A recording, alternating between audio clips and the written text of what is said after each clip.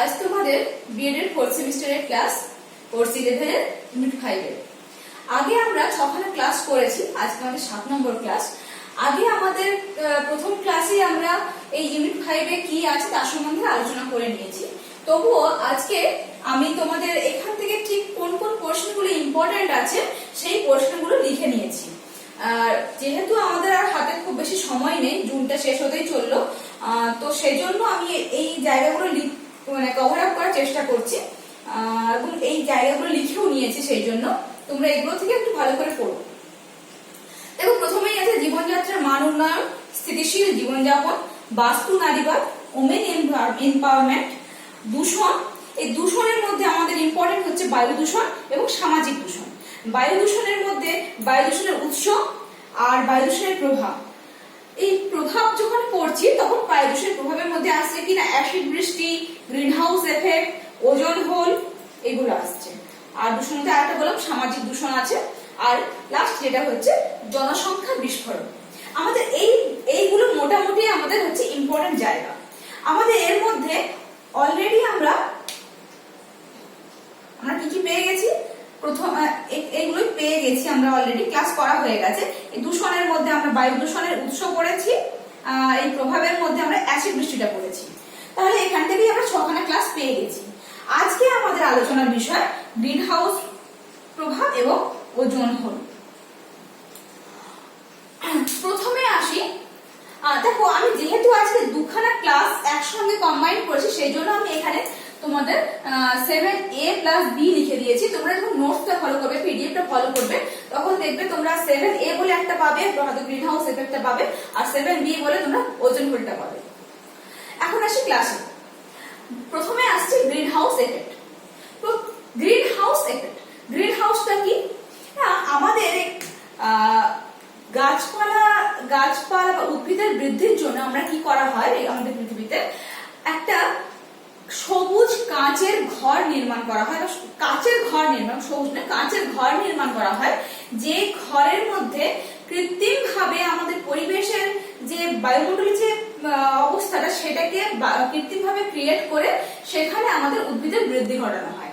যার ফলে সেই উদ্ভিদের বৃদ্ধিটা এমন ভাবে করা হয়, মানে বায়ুমণ্ডলটাকে এমন ভাবে তৈরি করা হয় যাতে করে কিনা উদ্ভিদের বৃদ্ধিটা ত্বরান্বিত হয়। এই যে ত্বরান্বিত করার জন্য কি না, সব থেকে বেশি তাপের প্রয়োজন হয় এবং সেই তাপটা আনার জন্য কি করা হয়, বায়ুমণ্ডলের যে সব থেকে বেশি এফেক্ট থাকে সেটা হলো কিছু গ্যাস এখানে ইনক্লুড করা হয়, যেগুলো আমরা কিন্তু বায়ু দূষণকারী গ্যাস হিসেবে বিশেষ করে আমাদের ধরা হয়ে থাকে। এর প্রভাব কি? এই গ্রিন হাউস গ্যাস কোনগুলো?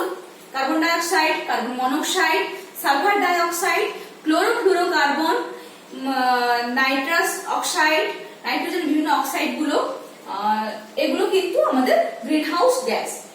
এরা কি করে না, পরিবেশের বা বায়ুমণ্ডলে স্তর সৃষ্টি করে এই বায়ুমণ্ডলকে কি করে না, বায়ুমণ্ডল থেকে সূর্য থেকে যে আলোটা আমাদের পৃথিবীতে আসছে, সূর্যের বিভিন্ন ধরনের তরঙ্গদৈর্ঘ্যের রশ্মি থাকে, সূর্যের যে রশ্মিগুলো আমাদের পৃথিবীতে পড়ছে, এই যে স্তরটা এরা কি করছে না, পৃথিবীতে যে আলোটা এসে পড়ছে, আলোর কাজ কি না, একটা আমরা আলোটা এইভাবে এসে পড়ে এবং আপতন হয় এবং তারপর সেটা প্রতিফলিত হয়ে আবার কিন্তু বায়ুমণ্ডলে প্রবেশ করে বা ফিরে যায়। এই যে বিকিরিত রশ্মি যখন ফিরছে, তখন এই বিকিরিত রশ্মির মধ্যে যে বৃহৎ তরঙ্গ দৈর্ঘ্যের রশ্মি, ইনফ্রারেড রে বা অবলোহিত রশ্মি, সেটাকে কিন্তু ব্যাক করতে বা ফিরে যেতে বাধা দিচ্ছে কে না, এই গ্রিন হাউস গ্যাসগুলো। যেহেতু ইনফ্রারেড রে পৃথিবী থেকে বায়ুমণ্ডলে ফিরে যেতে পারছে না, তাহলে তখন কি হচ্ছে না, পৃথিবীর যে তাপমাত্রা সেটা বৃদ্ধি করছে।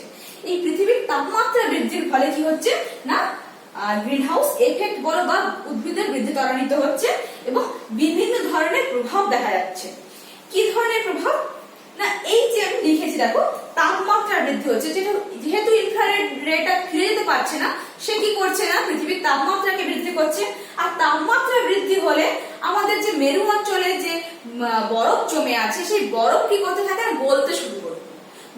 গলতে সেটা কি হচ্ছে, বরফ গলা মানে সেটা অবশ্যই নদী, খাল, বিল এইখান দিয়েই কিন্তু প্রবাহিত হচ্ছে। হচ্ছে জলস্তর দিয়ে জল এগিয়ে বইবে, এবং তার ফলে কি হচ্ছে নদী বা খাল বিল এর যে জলের যে তলটা জলস্তরটা সেটার কিন্তু উচ্চতা বৃদ্ধি করবে।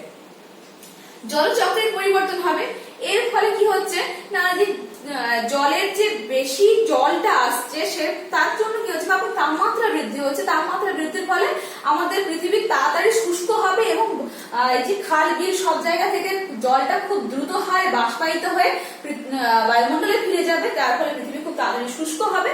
কিন্তু আবার বর্ষাকালে বা অন্যান্য সময় প্রচুর পরিমাণে বৃষ্টি হবে, যেহেতু এখান থেকে আমাদের জলটা কিন্তু জলীয় বাষ্প আকারে অলরেডি আকাশে ফিরে গেছে বা বায়ুমণ্ডলে ফিরে গেছে, সেটা পরবর্তীকালে আবার কিন্তু বৃষ্টি হয়ে বেশি মানে বৃষ্টির পরিমাণ সেখানে বেড়ে যাবে। স্বাস্থ্যের উপর প্রভাব, স্বাস্থ্যের উপর প্রভাব কি, যেহেতু গরম বেড়ে যাচ্ছে, ঠান্ডা বর্ষা বেড়ে যাচ্ছে, মানে এই যে ঋতুর পরিবর্তনের ফলে সেটা মানুষের উপর এফেক্ট তৈরি করে। আবার কি হচ্ছে এই সময় দিনে এবং রাতে যে তাপমাত্রার পরিবর্তন সেটা কিন্তু ঠিকঠাক ভাবে হয় না। দিনে যেরকম গরম থাকে রাতে আমাদের সাধারণভাবে কি হয় যে দিনে গরমটা বেশি থাকে এবং রাতে আস্তে আস্তে করে ঠান্ডাটা হতে থাকে।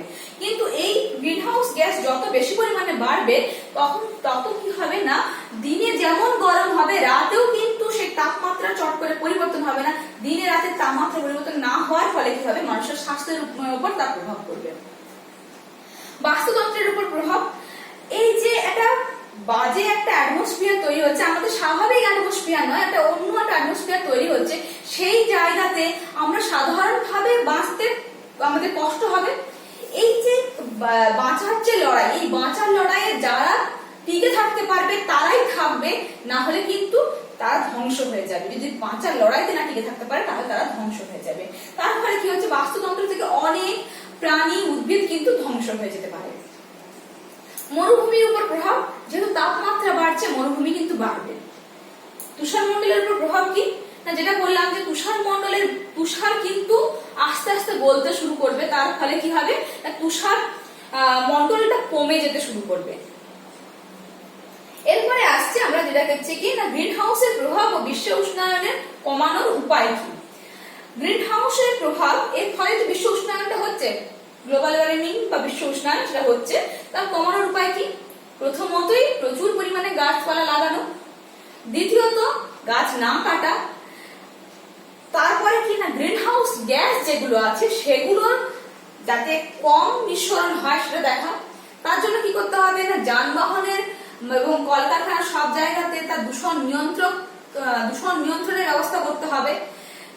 যেটা গ্রিন হাউস গ্যাস, যেটা সব থেকে ক্ষতিকারক গ্যাস সেটা হচ্ছে সিএফসি বা ক্লোরোফ্লুরোকার্বন যেখান থেকে তৈরি হচ্ছে সেই জায়গাটাকে তৈরি হতে বাধা দিতে হবে। তৈরি হয় এবং ব্যবহারে দুটোতে বাধা সৃষ্টি হবে। এই সিএফসি সব থেকে বেশি ব্যবহার করা হয় রেফ্রিজারেটর শিল্পে। এই জন্য কি করা হচ্ছে, বর্তমানে রেফ্রিজারেটর শিল্পে সিএফসির বদলে অন্য কোনো ভাবে কুলিং, যে রেফ্রিজারেটর যে কুলিং সিস্টেম সেটাকে তৈরি করা হচ্ছে সিএফসি কে বাদ দিয়ে, কারণ সিএফসিটা গ্রিন হাউস মানে মোস্ট ক্ষতিকারক গ্রিন হাউস গ্যাস। এভাবে কি করা হবে, আস্তে আস্তে করে পৃথিবীর এই যে উষ্ণায়নটাকে কমাতে হবে এবং প্রচুর পরিমাণে গাছপালা লাগাতে হবে। তোমরা তাহলে গ্রিন হাউস গ্যাস বা গ্রিন হাউস এফেক্ট কি সেটা বুঝলে। এরপরে আসছি ওজোন হল। গ্রিন হাউসটা মুছেই দিলাম। ওজোন হল, দেখো আমি এখানে একটা ছবি এঁকে রেখেছি, যে ছবিটাতে দেখাচ্ছে দেখো এটা যদি আমাদের ভূপৃষ্ঠ হয়, এটা আমাদের ভূপৃষ্ঠ, এই ভূপৃষ্ঠের উপরে এটা হচ্ছে বায়ুমণ্ডল। এই বায়ুমণ্ডলটাকে তার কিলোমিটার হিসেবে উচ্চতা যত উপর দিকে করছে 10 কিলোমিটার, 20 কিলোমিটার, 30, 40, 50, 60 এরকম করে করে আস্তে আস্তে আমি ভাগটা রেখেছি। 0 থেকে 10 এই যে পোরশনটা ডট ডট দেওয়া যে পোরশনটা, এটাকে বলছে কিনা ট্রপোস্ফিয়ার, অর্থাৎ পৃথিবীর ভূপৃষ্ঠ থেকে 10 কিলোমিটার পর্যন্ত যে বায়ু স্তর আছে সেটাকে বলছে ট্রপোস্ফিয়ার। আর 10 কিলোমিটারের উপরে 60 কিলোমিটার পর্যন্ত বিস্তৃত হচ্ছে স্ট্র্যাটোস্ফিয়ার। তারপরে আছে মেসোস্ফিয়ার, আয়োনোস্ফিয়ার এবং এক্সোস্ফিয়ার। আমাদের আলোচনার জায়গাটা এখন কিন্তু এই ট্রোপোস্ফিয়ার এবং স্ট্র্যাটোস্ফিয়ারের মধ্যে সীমাবদ্ধ। এবং মেনলি যেটা স্ট্র্যাটোস্ফিয়ারের এই যে পোর্শনটা আমি এঁকেছি, দেখো লাইন পোর্শনটা এঁকেছি, যেটা হচ্ছে আমার 20 কিলোমিটার থেকে ওই 30-35 কিলোমিটার পর্যন্ত বিস্তৃত, সেই জায়গাটাকে কি বলা হয় না ওজোন স্তর বলা হয় বা ওজোনোস্ফিয়ার বলা হয়। কেন বলা হয় না, এই জায়গাটাতে সব থেকে বেশি পরিমাণে ওজোনটা থাকে, এখানে 90% ওজোন গ্যাস থাকে। ওজোন গ্যাস কি, ওজনের সংকেত কি O3। O3 কিভাবে তৈরি হচ্ছে না, একটা অক্সিজেন অণুর সঙ্গে একটা অক্সিজেন পরমাণু যুক্ত হয়ে তৈরি হচ্ছে কি না একটা ওজনের অণু। তাহলে একটা অক্সিজেনের পরমাণু প্লাস একটা অক্সিজেন অণু প্লাস একটা অক্সিজেন পরমাণু মিলে তৈরি হচ্ছে কি না O3। যদি কোনো কারণে এই O3 ভাঙে তাহলে এখান থেকেও কিন্তু আমরা এই একই জিনিসটাই পাবো, একটা অক্সিজেন অণু পাবো, একটা অক্সিজেন পরমাণু পাবো। এই যে ওজোন স্তরটা আছে আমাদের বায়ুমণ্ডলে, এর কাজ কি জানো কি তোমরা? এর কাজ হলো, সূর্য থেকে আমরা জানি অনেক ধরনের রশ্মি বেরোয়, তার মধ্যে কিছু ভালো রশ্মি আছে, কিছু খারাপ রশ্মি আছে। যার মধ্যে একটা রশ্মি আমরা খুব ভালো, একটা রশ্মিকে আমরা আমাদের কাছে খুবই পরিচিত, সেটা হলো অতিবেগুনি রশ্মি। এই অতিবেগুনি রশ্মিটা কিছু তার ভালো দিক, মানে খুব সামান্য পরিমাণে ভালো দিক থাকলেও তার অ্যাকচুয়ালি সেটা আমাদের জিনের উপরে কাজ করে, কিন্তু জেনেটিক ডিসঅর্ডার তৈরি করতে পারে এবং অনেক ধরনের ক্ষতি করতে পারে, স্কিন ক্যান্সার হতে পারে, অনেক ধরনের ক্ষতি করতে পারে। এই ওজোন স্তর কি করে না, ওজোন স্তর সূর্য থেকে যে অতিবেগুনি রশ্মিটা আসে সেটাকে শোষণ করে নেয়। সূর্য থেকে আসা অতিবেগুনি রশ্মিটাকে শোষণ করে নিচ্ছে। শোষণ করে নিয়ে এর ফলে কি হচ্ছে, তাহলে অতিবেগুনি রশ্মিটা এখানেই আটকে যাচ্ছে, এর নিচে আর আসতে পারছে না, তার ফলে কি পৃথিবী পৃষ্ঠে আসতে পারছে না, ভূপৃষ্ঠ অবধি সে পৌঁছতে পারছে না। কিন্তু যদি এই ওজোন স্তরটা না থাকে তাহলে কি হবে, সূর্য থেকে সরাসরি ওই অতিবেগুনি রশ্মি এবং আরো বিভিন্ন ধরনের রশ্মিগুলো কি করবে না আমাদের ভূপৃষ্ঠে প্রবেশ করবে। ভূপৃষ্ঠে প্রবেশ করা মানে আমাদের মানুষের উপরে সব থেকে বেশি প্রভাব বিস্তার করবে এবং বিভিন্ন ধরনের ক্ষতি সৃষ্টি হবে। আমাদের যে এই যে গ্রিন হাউস গ্যাসগুলো যেগুলো বলেছিলাম, বিশেষত সিএফসি, ক্লোরোফ্লুরোকার্বন, সিএফসি, এই সিএফসি এবং তার সঙ্গে আরো যে সমস্ত গ্রিন হাউস গ্যাস আছে, তারা কি করে এই ওজনের সঙ্গে বিক্রিয়া করে ওজনটাকে কি করে না আবার হচ্ছে অক্সিজেন অণু এবং অক্সিজেন পরমাণুতে ভেঙে দিচ্ছে। তাই সিএফসি এবং অন্যান্য গ্রিনহাউস গ্যাস কি করছে, ওজনের এই যে এখানে অনেক যে ওজনটা আছে সেই ওজন অণুগুলোকে কি করছে ভেঙে দিচ্ছে। যার ফলে ধরো এখান থেকে যদি ওজনের অণুগুলো ভাঙতে শুরু করে, আস্তে আস্তে কি হবে, এখানে ওজনের পরিমাণ কমতে শুরু করবে এবং কমতে কমতে কি হবে না গর্তের সৃষ্টি হবে। এই যে গর্তটা বা ফাঁকা জায়গাটা, এই ফাঁকা জায়গাটা দিয়ে তো অতিবেগুনি রশ্মি একদম সরাসরি পৃথিবী পৃষ্ঠে প্রবেশ করতে পারে এবং তাই হচ্ছে এই যে ফাঁকা জায়গা, বিভিন্ন জায়গায় এরকম ফাঁকা জায়গা তৈরি হচ্ছে, সেই ফাঁকা জায়গা দিয়ে কিন্তু কি হচ্ছে না আমাদের সূর্যের অতিবেগুনি রশ্মি সরাসরি ভূপৃষ্ঠে বা পৃথিবীতে প্রবেশ করতে পারছে। এই ফাঁকা জায়গাগুলোকেই বলছে কি না ওজোন হোল বা ওজোন স্তরের ছিদ্র। এই ওজোন স্তরের ছিদ্র যত বেশি হবে এবং আস্তে আস্তে দেখা যাচ্ছে কি না এই সমস্ত গ্যাসগুলোর এতে এই ওজোন স্তর, যেখানে বলা হচ্ছে যে এখানে 90% পর্যন্ত 90% ওজন থাকে, সেখান থেকে কিন্তু এই ওজনের পরিমাণ অনেক কমে যাচ্ছে। আর ওজনের পরিমাণ কমে যাওয়া মানে সেটা তার মধ্যে কিন্তু অতিবেগুনি রশ্মি সেখান থেকে ফাঁক ফোকর দিয়ে কিন্তু পৃথিবী পৃষ্ঠে চলে আসতে পারে। এখানে কি হচ্ছে, ওজন যেহেতু কমে যাচ্ছে তাই হচ্ছে অতিবেগুনি রশ্মি কিন্তু পৃথিবী পৃষ্ঠে প্রবেশ করছে এবং পৃথিবী পৃষ্ঠে প্রবেশ করে পৃথিবীর বায়ুমণ্ডলের অনেক কিন্তু পরিবর্তন ঘটাচ্ছে এবং পৃথিবীর প্রভূত ক্ষতিও করছে। তাহলে এই যে ওজোন হোল তৈরি হলো, তাহলে ওজোন হোলটা তৈরি তো হয়ে গেল, আমরা তো অলরেডি তৈরি করে ফেলেছি, বিভিন্ন কারণের জন্য তৈরি করে ফেলেছি। তো সেটাকে আমাদের রেকটিফাই করতে হবে, সেটাকে আমাদের যে ভুল হয়েছে সেটাকে ঠিক করে নিতে হবে। তার জন্য কি করতে হবে, আমরা গ্রিন হাউস গ্যাস বা গ্রিন হাউস এফেক্টের যে নিয়ম, যে প্রভাব কমানোর যে উপায়গুলো বললাম সেগুলোকেই কিন্তু মেনে চলতে হবে। অর্থাৎ প্রচুর পরিমাণে গাছ লাগাতে হবে এবং সব থেকে যেটা বেশি পরিমাণে করতে হবে যে সমস্ত শিল্পে বা যে সমস্ত জায়গাতে এই সিএফসি, বিশেষ করে সিএফসি যেখানে তৈরি হচ্ছে বা যেখানে ব্যবহার করা হচ্ছে সেই জায়গাটা কিন্তু সিএফসি তৈরি এবং ব্যবহার হওয়ার জায়গাটাকে বন্ধ করতে হবে। তার জন্য আমাদের রেফ্রিজারেটর শিল্প বা কাঁচ শিল্প এই সমস্ত জায়গাগুলোকে আমাদের ঠিকঠাক ভাবে যাতে সিএফসি ওদের অন্য কিছু ব্যবহার করা হয় সেই জায়গাটা দেখতে হবে। এবং অবশ্যই প্রচুর পরিমাণে গাছ লাগানো। আর যেটা করতে হবে কি না, আমাদের এজেন্ডা 21 বলে বিশ্বের বিভিন্ন দেশগুলো এজেন্ডা 21 বলে একটা নীতি নিয়ে চলে। সেই এজেন্ডা 21 কে আমাদের মেনে চলতে হবে। এজেন্ডা 21 তোমরা ইউনিট 4 এ পড়েছো। এই এজেন্ডা 21 কে আমাদের মেনে চলতে হবে।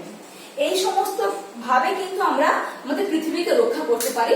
না হলে কিন্তু যদি আমরা পৃথিবীকে এইভাবে যদি রক্ষা না করতে পারি আমাদের কিন্তু ধ্বংস আসন্ন। আমাদের নিজেদের বাঁচতে গেলে তাই এই সমস্ত নিয়মগুলো বা উপায়গুলোকে আমাদের মেনে চলতে হবে। আশা করি তোমরা এরপর থেকে গাছ লাগাতে শুরু করবে এবং যাতে গাছ না কাটা হয় সেটাও দেখবে। আর আশা করছি আমার ক্লাসটা আজকে তোমরা বুঝতে পেরেছো এবং নোটসটা অবশ্যই ফলো করো। নোটসটা ভালো করে লেখা আছে। থ্যাংক ইউ সবাইকে, আবার পরে দেখা।